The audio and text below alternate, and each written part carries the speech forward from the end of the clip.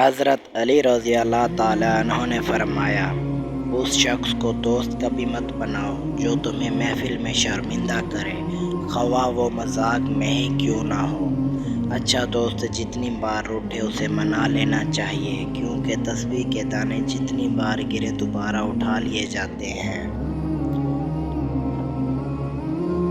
اپنے دوستوں کو اتنے ہی راز بتاؤ کہ کل کو اگر وہ تم سے دشمنی پر آمادہ ہو تو تمہیں کوئی نقصان نہ پہنچائے۔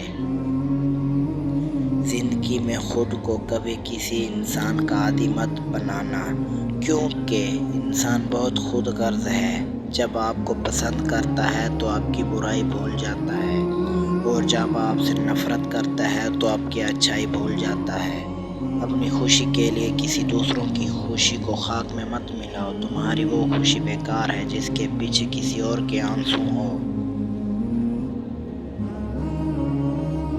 ایسے شخص کو کبھی مت گنوانا جس کے دل میں تمہارے لیے محبت، فکر، عزت اور چاہت ہو۔ اپنوں کو ہمیشہ اپنے ہونے کا احساس دلاؤ، ورنہ وقت آپ کے اپنوں کو آپ کے بغیر جینا سکھا دے گا۔